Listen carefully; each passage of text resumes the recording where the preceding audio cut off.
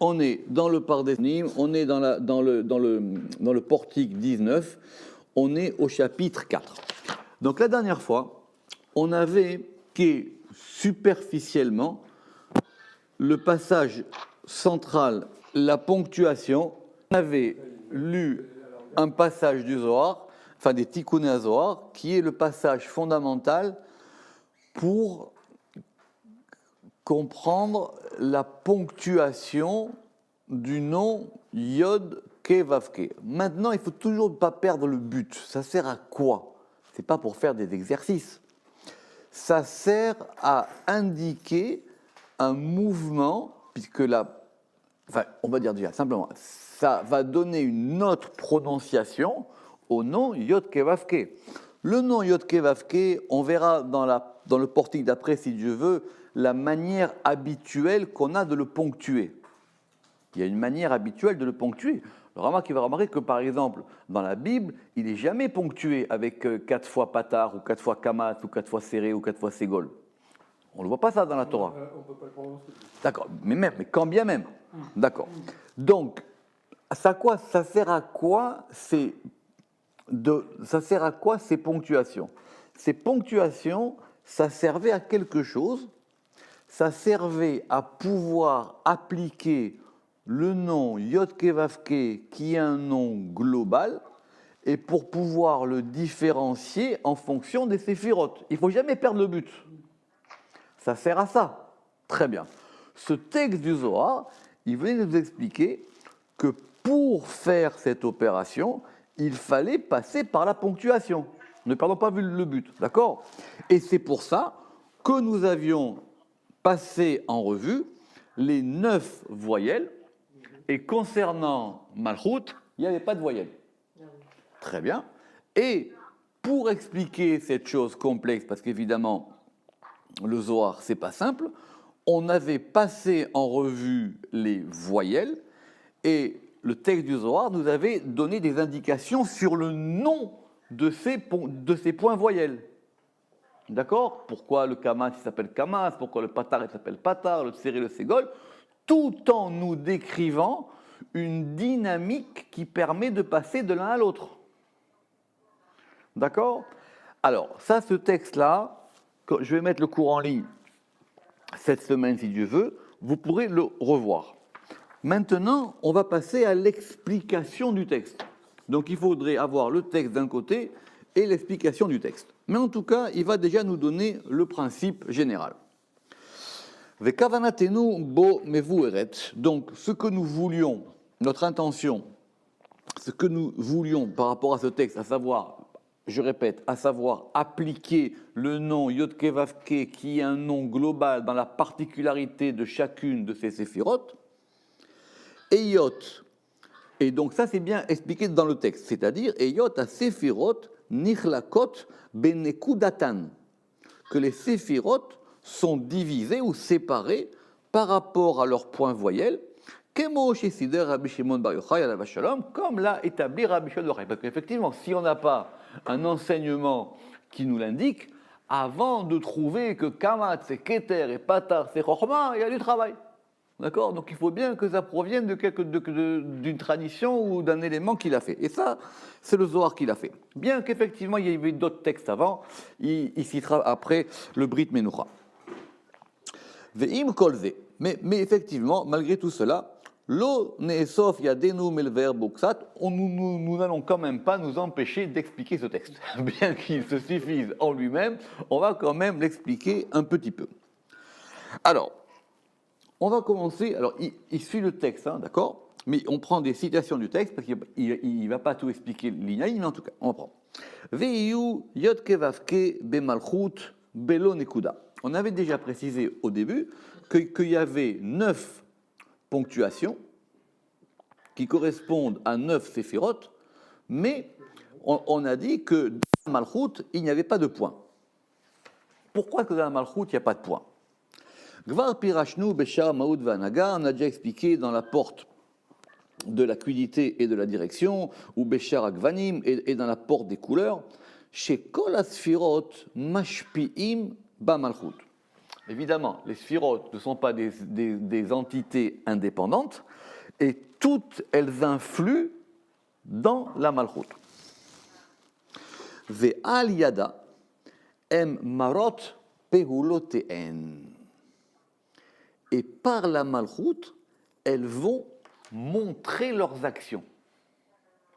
La malchut, on a toujours pensé évidemment que c'est un réceptacle, mais par ce réceptacle, c'est ce réceptacle qui rend les choses visibles. C'est le révélateur photographique. Tout à fait. C'est-à-dire que vous avez une lumière qui est indifférenciée et le récepteur de cette lumière va lui donner la couleur. Ça, c'est ce qu'on appelle la malchut. D'accord ? Et si vous avez le temps d'aller regarder, de fouiller dans les cours qu'on avait fait, quand on avait parlé des couleurs, c'est pareil. Ça n'a pas de sens de dire que les sphirotes ont des couleurs. C'est leur degré de réceptivité dans un élément qui s'appelle le visible, qui va leur donner une couleur. Alors, évidemment, Keter, c'est pas Chorma, qui n'est pas Bina, qui n'est pas Chesed. Évidemment que les sphirotes, elles sont différenciées, mais il faut qu'il y ait un révélateur de la chose. D'accord ? C'est facile. Vous voulez un exemple, on l'a déjà vu plein de fois. Je ne me rappelle plus qui avait dit ça.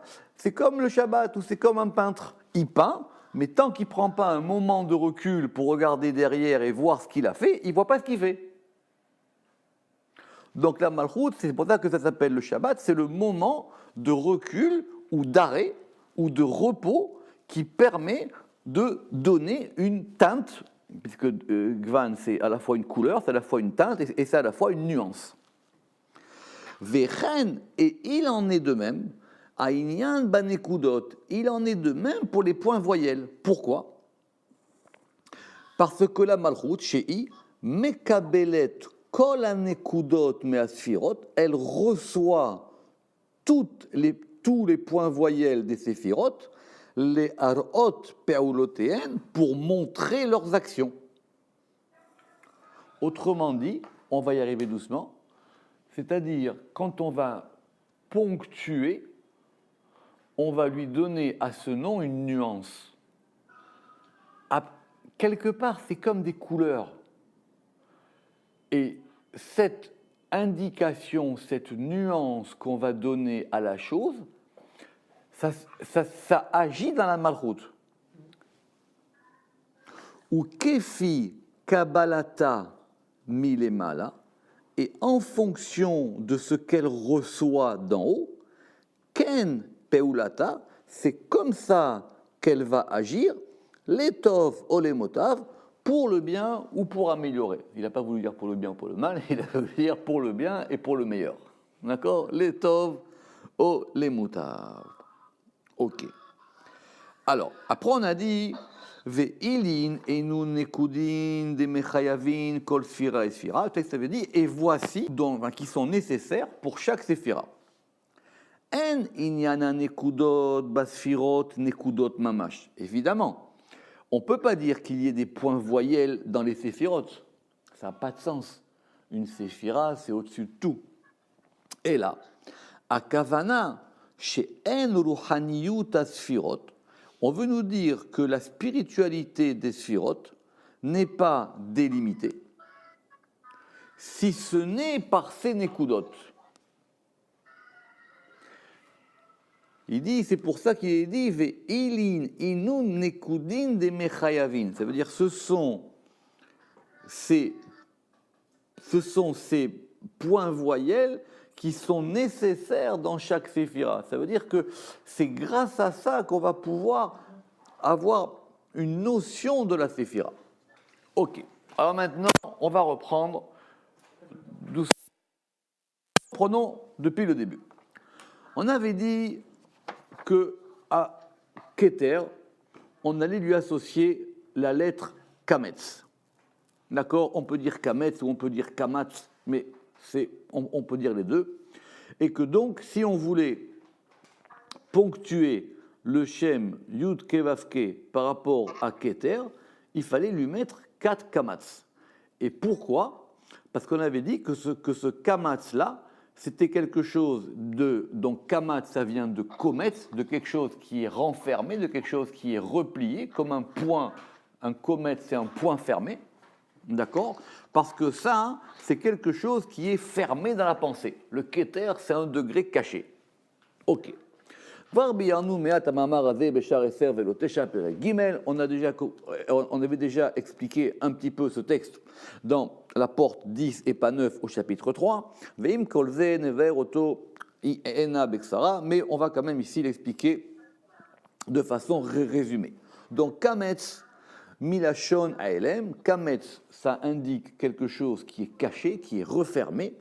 Milachon, et il y a un verset que, à propos du Kohen, il y a une offrande où il doit replier sa main.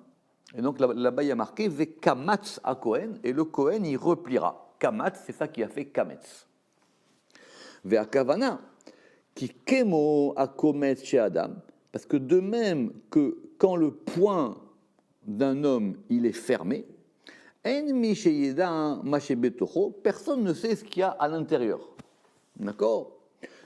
De même, Keter Elion, de même le Keter supérieur, ou Kamutz, il est refermé, il est, on pourrait dire même poigné, et il est Satoum, et il est fermé, Ve'en Mishemasig Mache Betocho, et personne ne peut appréhender ce qu'il y a à l'intérieur. Le Keter, c'est la volonté supérieure. On ne connaît pas, nous, la volonté supérieure. On constate peut-être un petit peu des effets.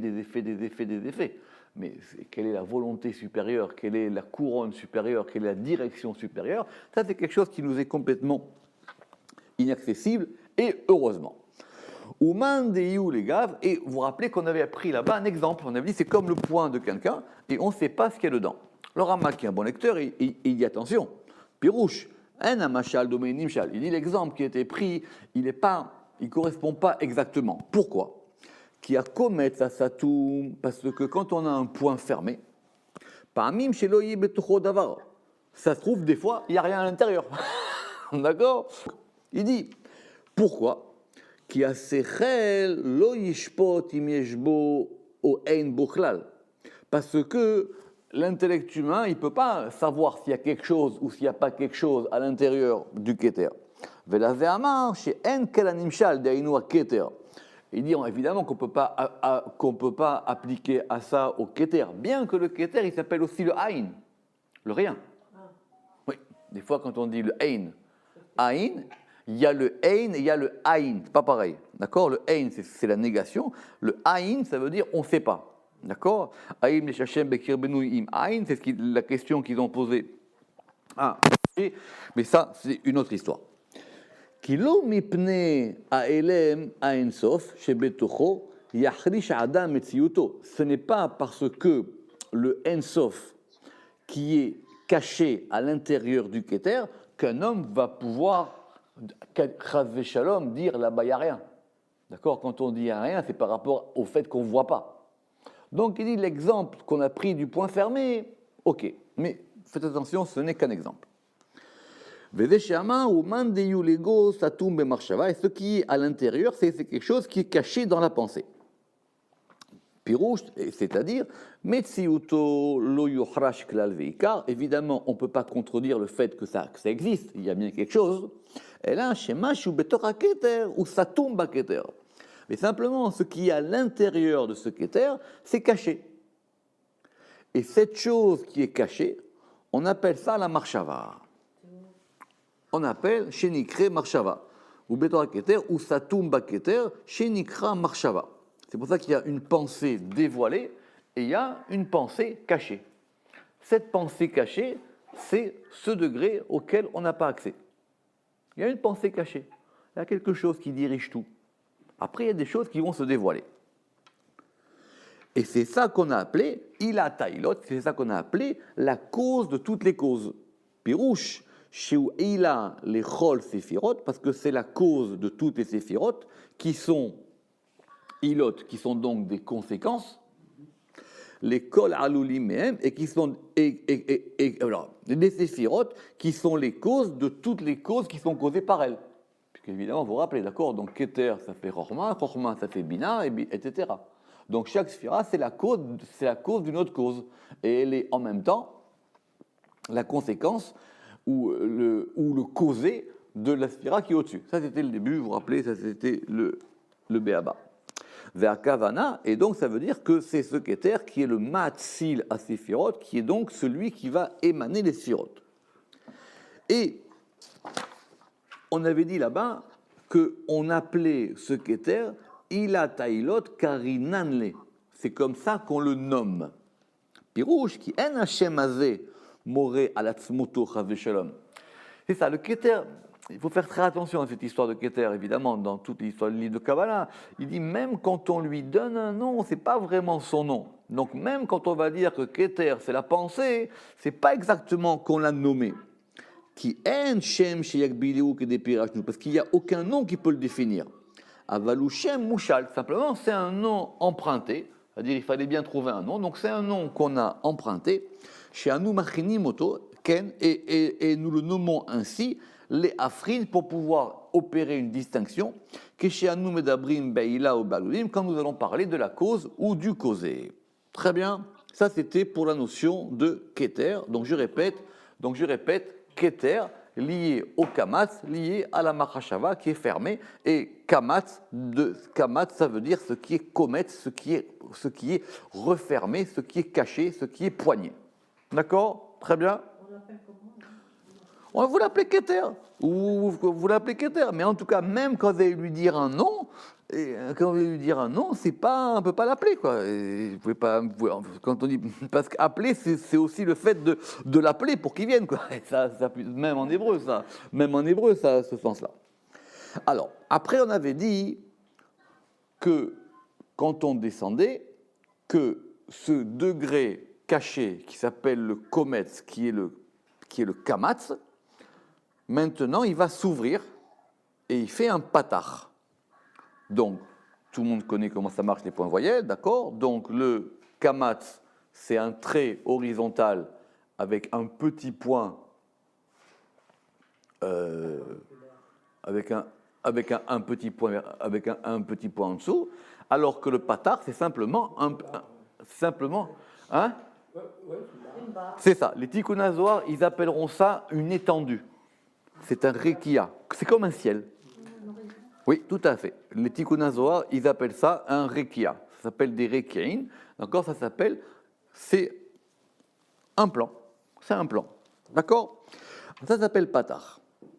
Alors évidemment, je répète, si le but c'est de faire un tableau pour dire Keter égale Kamatz et Chochma égale patar, on n'a rien gagné.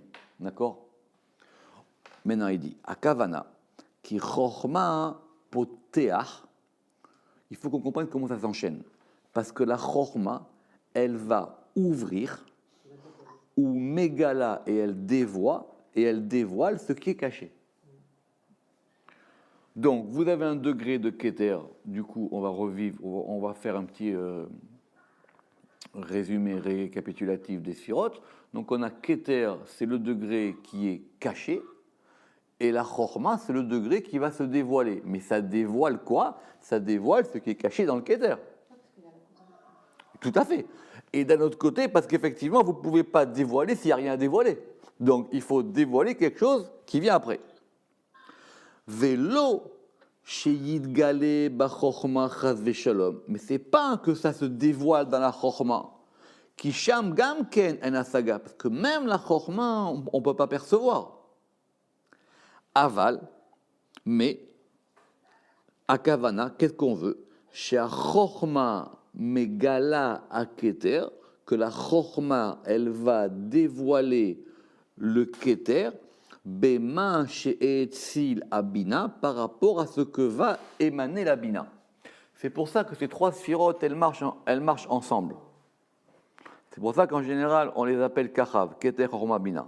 En fin de compte, ça marche ensemble. C'est-à-dire que le keter, il est un degré caché, et la chorma, elle va dévoiler ce qui va sortir dans la bina. Pourquoi?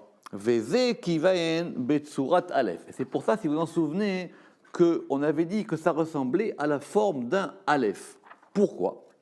Parce que le Aleph, évidemment, on va le faire comment? On va lui donner une pointe en haut, une barre transversale au milieu et un point en bas. D'ailleurs, cette barre transversale, on pourra la considérer comme étant un patar. Bien sûr. Et d'ailleurs, on l'appellera aussi un horizon, enfin un rekia, une étendue. Pourquoi? Parce que le kotz haelion, la pointe supérieure, c'est le keter. Kav Saï, la ligne médiane transversale, c'est la chorma. Et le kotz tarton et la pointe ou l'épine inférieure, c'est la bina. Ou babina, un midgalim. Et c'est dans la bina que ça va se dévoiler. D'accord? Très bien. Donc, on a le kamatz. Ce kamatz-là, il va commencer à s'ouvrir, et il s'ouvre, et il forme une étendue qui s'appelle le patar. Donc, si vous avez, revenons toujours là où on est parti, si vous avez le nom Yud-Ke Vav-Ke qui est ponctué de 4 kametz, ça correspond à une orientation que ce nom Yud-Ke Vav-Ke, il est caché, il correspond au niveau de Keter. Maintenant, si vous le ponctuez avec 4 patars, et bien maintenant, vous avez commencé à avoir un dévoilement. Mais ce dévoilement-là, cette ouverture, elle va se réaliser dans la bina. Or, la bina, quelle était sa ponctuation? La bina, vous vous rappelez, c'était quoi? Tout à fait, c'était un tséré. Et maintenant, on va analyser ça, Chazak ou Baruch. Pirouche. Alors, kamatz ou patar na'asu tséré babina. Ce tséré provient d'où? Il ne sort pas de tout seul. C'est le kamatz et le patar qui deviennent un tséré dans la bina. Parce que c'est elle, a megala et kol haelion, c'est elle qui va dévoiler tout le supérieur, et c'est pour ça qu'elle s'appelle la Shechina. Oui, sauf que pourquoi est-ce qu'elle s'appelle la Shechina, littéralement? Ça veut dire que c'est le lieu où va résider la chose. On pourra dire même que Shechina, c'est Shechen Yudke. C'est le lieu où va résider le Yud et le Ke. Le Yud de Keter et le E de Chorma. Oui, d'accord? Shechen Yudke. Donc la Shechina, c'est le lieu maintenant où ça va se dévoiler. En gros, si vous voulez de façon encore plus simple, c'est comme la Malchut, mais un degré encore plus haut. C'est un degré de dévoilement, la Bina. C'est ça le makom? Non. Kacher Never, comme nous l'expliquerons dans la porte des attributs, Béchar Arker Kinouim, quand on y arrivera, si Dieu veut, là-bas, on verra toutes les définitions en détail. Ve'ichriach. Alors maintenant, on voulait comprendre ce nom de Tséré. Ve'ichriach. Et donc pour ça, il était nécessaire de dire que ce Tséré, ou Bekoach Keter, Vechorma, il est fait par la force de Keter et de Chorma, Min Psukim Kasher Never, par rapport aux versets qu'on avait cités. On n'a pas cité des versets pour faire joli. D'accord? Très bien. Alors, on avait cité, si vous en souvenez, on avait cité 2 versets. Le premier verset, c'était en Genèse 2,7, c'était à propos de la formation de l'homme. Là-bas, il y avait marqué Vayetzer Hashem Elohim et Adam. Il avait formé qui? Hashem Elohim, il y a 2 noms, il a formé Adam. D'accord. Vayetzer, ça s'écrit là-bas avec 2 yods. Pour avoir d'abord les mêmes lettres que tséré. Parce que ça veut dire que d'après le Ramak, le tséré, ce qui n'est pas évident, ça s'écrit avec 2 yods. Ça s'écrit tzadik, yod, resh, yod. Le tzadé, la lettre tzadé, tzadé, yod, resh, yod. C'est pas évident parce que des fois on écrit tséré, tzadé, resh, yod. Là il dit que c'est avec 2 yods. Pourquoi? Et on avait dit là-bas que ça venait du mot de la formation, et ça correspondait aux lettres de tséré. Yirtse. Mais ça veut dire quoi? Ki be auto atsere Aya Atzilut Hashem Elohim. Que c'est par ce tséré qu'a été émané, évidemment le verset il dit que c'est l'homme, mais on peut comprendre aussi que c'est par ce tséré qu'a été formée cette composition des deux noms qui sont Hashem Elohim. Alors ça, hein, on verra tranquillement dans la porte d'après. Parce que pour le moment, on n'est que sur le Shem Yudke Vavke. Mais déjà, concrètement, le verset il dit « Vayitzer Hashem Elohim », il a formé Hashem Elohim. Et si on lit le verset entier, il y a marqué « Vayitzer Hashem Elohim et Adam », il a formé Hashem Elohim, l'homme. Mais le soir, il peut lire d'une autre manière, et il dit « Vayitzer Hashem Elohim », il a formé Hashem Elohim. Ça veut dire quoi? C'est la Bina qui a formé cette composition de deux noms qui s'appelle Hashem Elohim. Je reprends, tout le monde sait qu'il y a deux chapitres, les deux premiers chapitres de la Genèse, qui expliquent deux fois la création. Dans le premier chapitre, c'est marqué Elohim, et le deuxième chapitre, c'est marqué Hashem Elohim. Tout le monde s'est posé des questions là-dessus, etc., etc. Mais en tout cas, on va comprendre qu'on est passé en tout cas à deux noms différents. D'accord?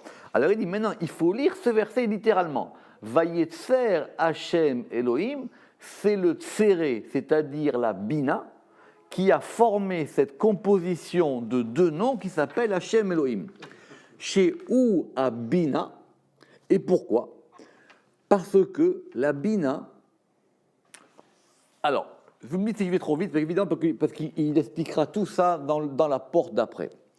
Indépendamment du fait que le Shem Yud Kevavke, on peut le ponctuer différemment en fonction des sphirotes, on peut aussi attribuer à chaque séphira un nom particulier.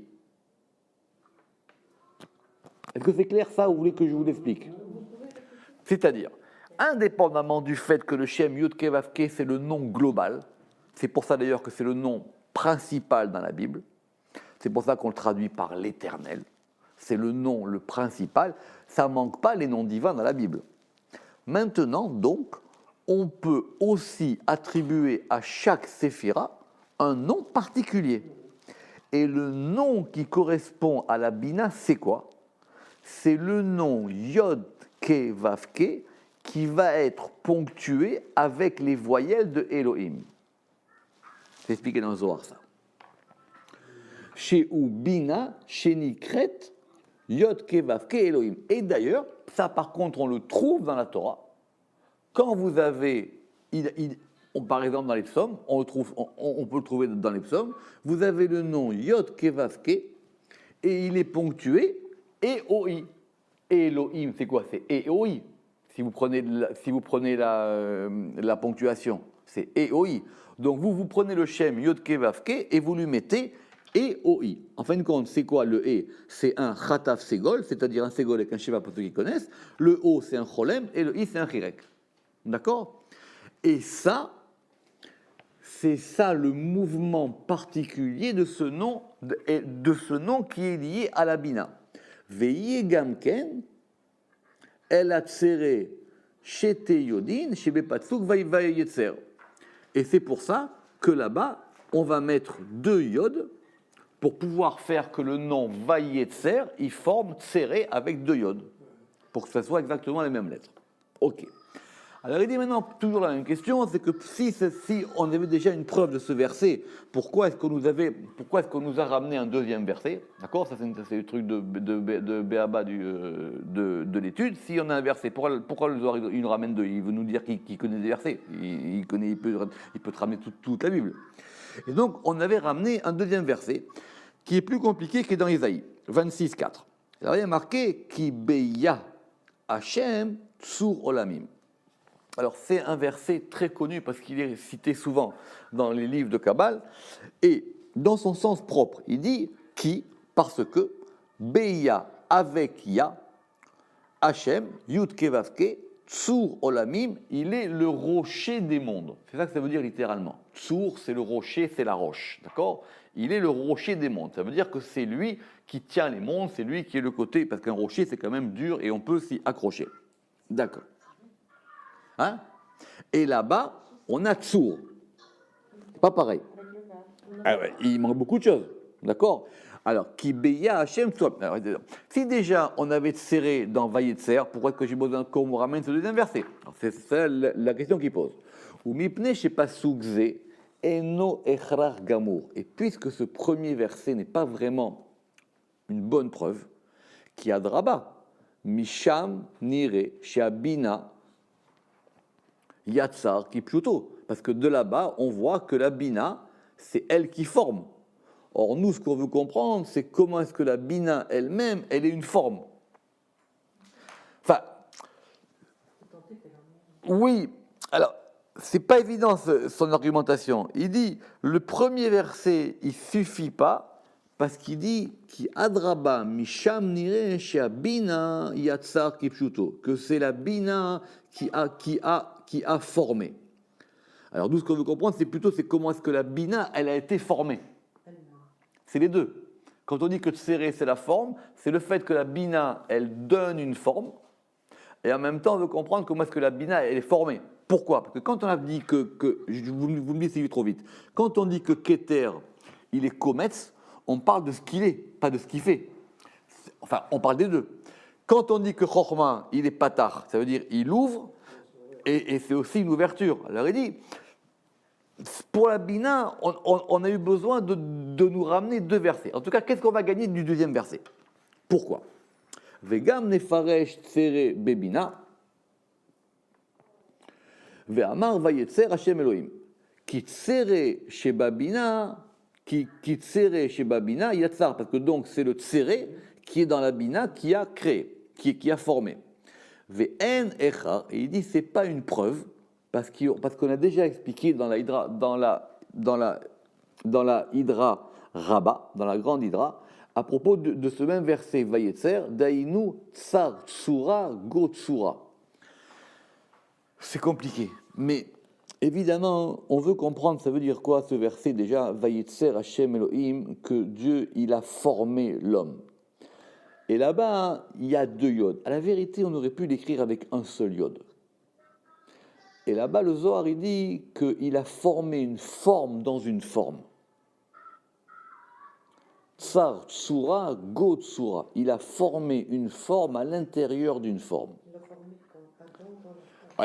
Déjà, on veut comprendre déjà comment ça fonctionne, Adam. Et là-bas, il dit que le Zohar, il dit que c'est tsar, tsura, go, tsura, qu'il a formé une forme à l'intérieur d'une forme, comme c'est expliqué dans son commentaire sur le Zohar. C'est pour ça qu'on va avoir un deuxième verset qui sera peut-être plus clair. Pourquoi? Pourquoi est-ce que ce deuxième verset, il nous avance plus? Alors d'abord, il y a marqué là-bas qui beya. Beya, ça s'écrit bet yod ke. D'accord? Alors, il dit que ya, c'est le nom, comme on verra d'ailleurs plus tard, ya, c'est le nom de la chorma. Le nom particulier lié à Chorma, c'est Ya. Alléluia, d'accord, comme parfait. Ya, d'accord, Ya, quand ce nom-là, Yudke, lui-même, il correspond à la Chorma. Et donc, quand on dit Kibeya Hashem, Tsur Olamim, ça veut dire que c'est avec la Chorma qu'il a formé Yudke Vavke. Je reprends. Kibeya Hashem, Tsur Olamim, on va dire parce que c'est avec Ya qu'est venu le nom Yudke Vavke. Exactement, oui, c'est le début, c'est la matrice, parce que le Yudke, il a formé le Yudke Vavke. L'Irmoz est chez Be'echrach, et donc ici, qui Beya Tsier Yudke Vavke, parce que c'est avec Ya qu'il a Tsier Yudke Vavke, et qui donc ici correspondra à Keter. Ok. Ou Pirouche, et on a dit là-bas, Olamim, il a créé les mondes. Ça veut dire quoi? L'Irmoz, ce monde-ci, Alma Den, c'est-à-dire ce monde-ci, c'est quoi? C'est la Malchut, parce que c'est elle qui reçoit les voyelles. C'est quoi ce Den là? Den, c'est en araméen. Alma Den, ça veut dire ce monde-ci, qui est la Malchut, qui est Amekabelet Anekudot, comme l'a expliqué, ve Alma Deate, et le monde qui vient, qui est la Bina. parce que c'est elle qui reçoit les deux voyelles supérieures et qui vont former un tséré. C'est pour ça qu'il faut toujours descendre à un amplitude, que ça se remonte à la... En fin de compte, c'est à chaque degré, la malchoute de chaque sphira, c'est elle qui dévoile et la couleur de la sphira, et c'est elle qui va donner effectivement cette notion de la nekuda.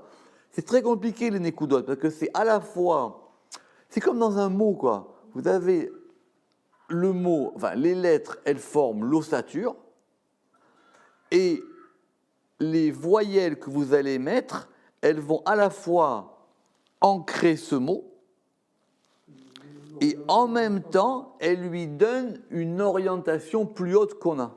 C'est-à-dire qu'elle doit redescendre pour être révélée. Oui, c'est comme une forme de... C'est ça, c'est comme des roues. C'est comme des roues. Les roues, elles sont en bas, mais c'est elles qui vont diriger la voiture. Et avec ça, la voiture, elle peut monter la montagne. Si vous voulez, je ne sais pas comme vous voulez. La malroute de chaque sphira, Oui, c'est là que ça se dépose. c'est ça qu'il veut dire ici, parce qu'il n'est pas à l'aise avec l'idée qu'on puisse attribuer des nécoudotes, qu'on puisse attribuer des points voyelles par rapport aux sphirotes. En gros, ça indique déjà un mouvement de la sphira. On ne peut pas les séparer, elles n'ont pas d'identité propre. Elles ont une identité propre, mais pour avoir une identité propre, il faut les révéler. C'est facile. C'est comme si vous avez de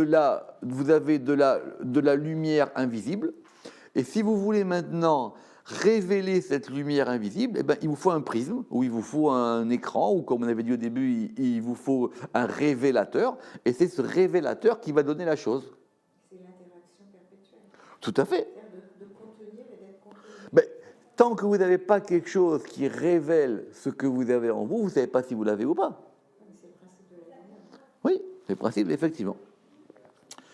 Umize, yochra ki pasuk vayetzer, kavanato ki depirachnu eyot sere shete nekudot eyot. Et donc, du coup, c'est pour ça que dans le premier verset de Vayetzer, on avait deux yods pour nous indiquer que c'était les deux points supérieurs qui sont Keter et Chorma. En tout cas, vous avez compris que ici, la Yetzira, elle est liée à la Bina. Et comme cette Yetzira et toutes les formes qu'elle est, c'est pour ça que son point voyelle à elle, ça sera le point voyelle qui indique la forme, qui est le tséré. C'est quoi le tséré? Le tséré, n'oubliez pas, c'est facile, c'est deux points. C'est deux yud. D'accord? C'est deux petits yud. C'est deux points. La forme est formée, moi je n'ai pas compris. Comment elle est formée, comment elle... Parce que quand vous formez quelque chose, il y a bien un élément qui va faire la forme. Et bien cet élément qui va faire la forme, il est la forme elle-même. Alors, ou meinyana hydra en kushia klal. Alors il dit maintenant, si tu veux m'objecter ce qui a marqué dans la hydra là-bas qu'on a dit que c'était une forme dans une forme, il dit ça c'est pas un problème. Ki yod shel shem ben dalet sheba keter yod achat, parce qu'on va prendre le yod du premier Shem Yud Kevavke qui est dans Keter, et on va prendre le Yod Shenia dans le deuxième qui est le Yod de Chorma, et qui va être la tête de Zahir, Veyu Ancham, il y va voir là-bas. D'accord? C'est pas notre sujet aujourd'hui, on va voir là-bas. Comme c'est la quatrième lettre, c'est le balai. Non, il dit d'une autre manière, il dit c'est facile. Enfin, je te vous explique, non mais c'est pas le sujet ici, sinon après ça va vous aller trop loin. Il dit il y a une autre manière de voir les choses, parce qu'on ne comprend pas même graphiquement comment est-ce qu'avec un trait horizontal et un point, et un deuxième trait horizontal, vous avez formé deux points. Comment vous faites cette opération? Vous comprenez ou pas? Très bien. Alors, pour faire cette opération, une autre manière de la considérer. On considère qu'on a deux Shem Yod Kevavke. Le Shem Yod Kevavke de Keter, le Shem Yod Kevavke de Chorma, et on prend les deux yods, et ces deux yods-là, ils forment deux points en bas, qui vont devenir côte à côte. En gros, c'est un équilibre, d'accord? Parce que sinon, même si on comprend l'idée, graphiquement, on ne voit pas comment ça marche. On a compris l'idée que le kamatz, il peut devenir un patar. Mais on ne comprend pas maintenant comment ce kamatz, qui est un patar, il peut se transformer en deux points. Veyu Ancham, il dit va voir là-bas. Ou Bekol Hashemot Haelu, Kavanat Rabbi Shimon Bar Yochai, Gam Leachiach Yotam Malchut. Mais en tout cas, il dit dans tous ces noms-là, il ne faut pas oublier que l'intention de Rabbi Shimon Bar Yochai, elle est de démontrer que c'est la Malchut. Gam Ken, Nikret Ken, Al Shem Otamida. Parce que quand on va désigner le point voyelle, on parle de la Malchut de la chose. Et quand on a dit Al-Madin, ce monde-ci, c'est-à-dire la Malchut, et le monde qui vient, c'est la Bina, Ine yuchrach mize eyot malchut mitzad bina nikret benekudat tsere. Que la malchut, du point de vue de la Bina, elle peut s'appeler aussi par un tsere. Le tséré, ça renvoie à Keter, qui ne peut pas se réveiller tant qu'il n'est pas descendu. Donc, on peut penser que C'est tout le problème, si vous vous rappelez, quand on avait fait les 4 mondes, quand on avait parlé du monde de la Yetzira. C'est tout le problème de comprendre comment ça marche cette Yetzira. De comment est-ce qu'elle est faite cette Yetzira. C'est le problème de comprendre, ça veut dire quoi cette formation. Mais en tout cas, si vous voulez, il y a 2 choses. La Bina, c'est la gestation de la formation. Il faut reprendre comme dit le Zohar, c'est une mère. D'accord ? C'est une mère. C'est la gestation de la formation. C'est en elle que tout c'est. Et donc, oui, c'est caché, mais ça se dévoile. En tout cas, ça se dévoile plus que dans Chorma, qui elle-même se dévoile plus que dans Keter. Vetsere, aïnou, kamatz vepatar. Et donc, ce tsere, on revient à dire qu'il est kamatz et patar. Ou memeno, yuchrachu, ashtaim kanoda. Et donc, de toutes les manières, maintenant, les 2 sont nécessaires, qui y mekabelet, parce que la malchut, elle reçoit les 3 premières, Gimel Rishonot, aliédé à Bina, par la Bina, Velachen aliédé à Tsere, et c'est pour ça que par le Tsere, elle va recevoir le Kamatz et le Patar. Veze kavanatenu bechol anekudot lever amalchut. Donc si vous voulez, à chaque fois, c'est mieux, à chaque fois, on ne parle pas de Keter, Chorma, Bina. On parle de la Malchut qui va se dévoiler dans ces degrés. C'est ce que la Malchut, elle reçoit à chaque fois. C'est pour ça que on avait dit que, du coup, si vous avez bien fait attention au texte du Zohar, du coup, après, on ne parlera même plus des Sphirot, on parlera de la Shrina par rapport à ça. Et d'ailleurs, c'est ce qu'on va voir comme exemple maintenant dans le Ségol, qui correspond à Chesed. Comme on a dit dans le Ségol, parce que... Alors, comment est-ce qu'on avait dit le Ségol ? On avait dit que le Ségol, c'était quoi ? Le Ségol, c'était un signe de cantillation qui se transformait en signe de ponctuation. J'explique. Il y a un signe de cantillation. Alors, tout le monde sait que la cantillation, c'est plus haut.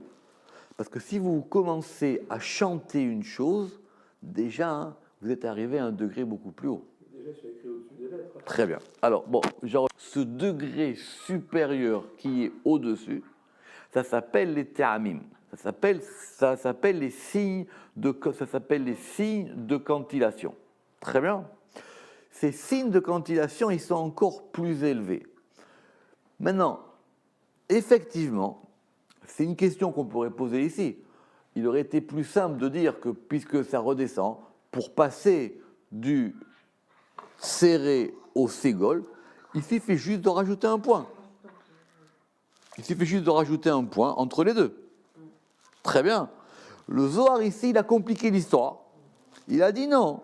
Bien que c'est une autre manière de le voir.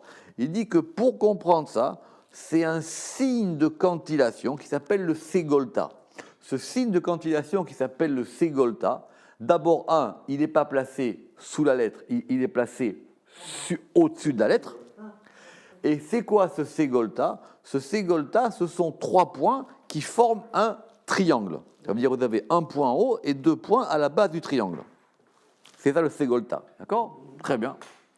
Et bien, il dit que c'est ce ségolta qui descend, et en descendant, il se renverse, et il va former un triangle inversé qui s'appelle le ségol. Parce qu'il se divise en descendant, finalement. En descendant, il se retourne. Bascule. En descendant, il se bascule. Mais ça veut dire quoi? Ça veut dire que d'après lui, enfin, d'après ce qui est expliqué ici dans le Zohar, c'est que même si évidemment c'est que le chesed il provient de la bina, si on veut comprendre le mouvement qu'il y a dans le chesed par rapport au nom Yud Kei Vav Kei, il faut entendre que c'est une note de musique qui va devenir prononçable. C'est une mélodie qui devient prononçable. Et ça forme le ségol. Ça précède la nomination. Ah, c'est sûr. C'est dans la voix, c'est pas dans Oui, le son. c'est ça. Alors il dit ségol ou milachon ségula. Alors ça, c'était pas marqué dans le Zohar. D'accord? Il rajoute ici. Alors pourquoi? Parce qu'on peut rajouter aussi à ségol cette histoire de ségula. Et ça vient d'un verset connu, Veitem li ségula, et vous serez pour moi une ségula. D'accord? Alors ça, il y a eu beaucoup, ça fait couler, justement, ça fait couler beaucoup d'encre. Est-ce que c'est... Alors, là, on va marquer Veitem li ségula, et des fois, on a aussi Am ségula, le peuple ségula. Alors, soit on a dit c'est le peuple joyau, soit on a dit que c'est le peuple particulier, mais le Ramak, il voit les choses d'une façon très très simple. Vous savez ce que c'est une ségoula? Une ségoula, c'est quelque chose que vous faites, ça marche, mais vous ne savez pas comment ça marche. C'est une ségoula. C'est ça. C'est toujours ça une ségoula. C'est-à-dire quand on dit par exemple si tu veux une ségoula pour avoir des enfants, alors il faut que tu fasses ça. Ou si tu veux une ségoula pour réussir dans la vie, il faut que tu fasses ça. Alors, c'est quoi une ségoula? Il dit c'est très simple, c'est un truc, on te dit, ça marche si c'est une vraie ségoula, mais tu ne sais pas comment ça marche. Donc c'est une caractéristique, c'est comme une particularité de la chose. Ça sort du sens commun. Mais ça veut dire aussi, ça indique aussi quelque chose auquel on est attaché. Vers Segula Mora ala Ava. Et il dit, ça indique aussi l'amour. Que moi Adam, chez Adavar, Achashuklo, Mesagelo, Ma'alimo, Liotlo, Segula. Que c'est comme une chose qu'un homme a et qu'il possède et il la chérit. Et c'est sa chose chérie. Oui, c'est quelque chose qu'il aime. Et l'amour, elle est liée à chesed. Que ségol, ça indique le degré d'affection. Et ce degré d'affection, il est lié à chesed. Donc du coup, on comprend que chesed, qui soit la générosité, soit lié à l'amour, qui est lié à la ségoula, qui est lié ici dans le sens de ségoula, dans le sens de quelque chose qu'on chérit. D'accord? Alors, nous on avait dit quand même ségoula, pour vous rappeler. Alors, mais voir, il est expliqué qu'il y a malchut, yeshla metziut le mala, keter al shene rashim. Évidemment, alors on avait déjà expliqué ça. Quand vous avez ce point de ségolta, qu'est-ce qu'il y a dans le ségolta? Vous avez un point qui est au-dessus de deux points. D'accord ou pas? On a dit que ça descend, et en descendant, ça se renverse. Donc le point qui était en haut, il se retrouve en bas. D'accord ou pas? Très bien. Alors ce mouvement-là, qui permet de passer de ségolta à ségol, si vous en souvenez, on avait vu ça dans Charmiout Ayareach, dans la lune. Tout à fait. On avait dit quoi? Que ce point-là, il correspond au point de la malchut. Elle peut être en haut, Yeshla Metziut Lemala, et elle est Keter al Shene Rashim, et elle va devenir la couronne de deux têtes. Ou les Mata Mishne Rashim, où elle peut être en dessous de deux têtes, et elle se retrouve en bas. Et quand elle se retrouve en bas, elle se retrouve donc en dessous de, soit on avait dit, soit Netzach et Od, soit Gedula et Gvura, et elle est comme ça. Donc le ségol, il indique cet élément. Pourquoi? Parce que le Ramak dit sinon ça ne marche pas. Donc qu'est-ce qu'on nous décrit dans les voyelles?